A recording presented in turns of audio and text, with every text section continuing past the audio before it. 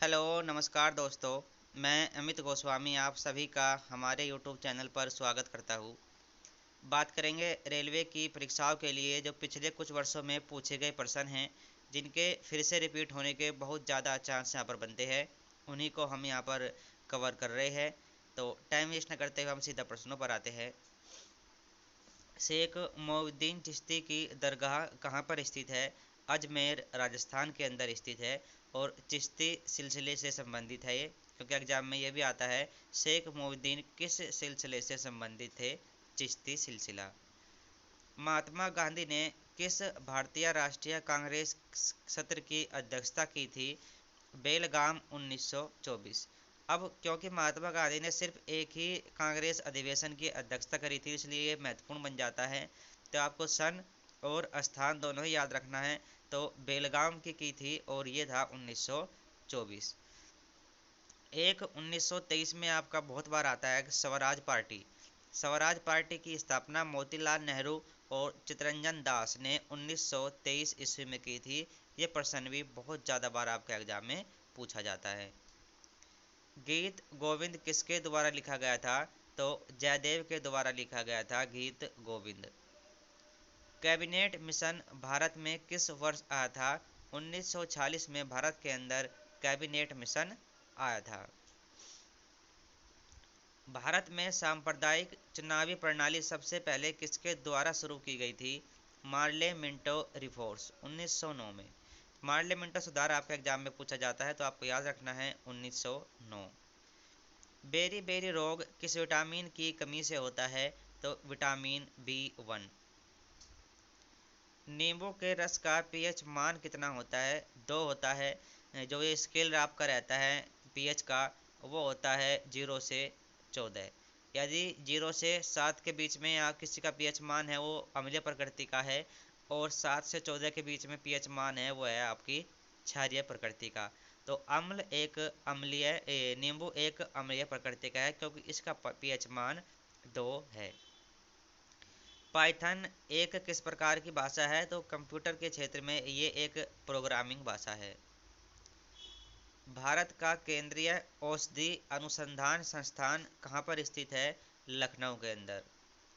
जातक कथाएं किस धर्म से संबंधित है? ये बौद्ध धर्म से संबंधित है। इब्न बतूता कहाँ का मूल निवासी था? तो ये मोरक्को का निवासी था। मोहम्मद बिन तुगलक के शासनकाल में ये भारत में आया था। बहुत बार आपके एग्जाम में आता है। तापी नदी किस सागर में गिरती है? तो तापी नदी अरब सागर में गिरती है।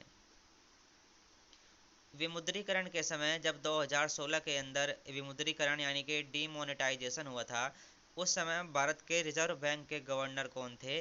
उर्जित पटेल। जिम कॉर्बेट राष्ट्रीय उद्यान कहाँ पर स्थित है? तो जिम कॉर्बेट राष्ट्रीय उद्यान उत्तराखंड के अंदर स्थित है। यूनेस्को का मुख्यालय कहाँ पर स्थित है? पेरिस के अंदर। और एक यूनिसेफ, ये दोनों संस्थाएं आपको अच्छे से याद रखनी है।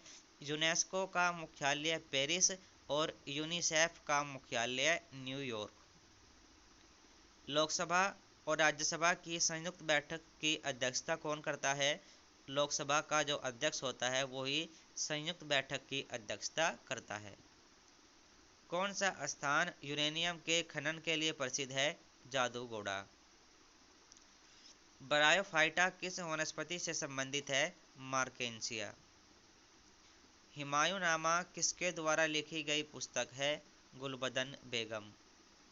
दक्षिण अमेरिका का सबसे बड़ा देश कौन सा है? ब्राज़ील।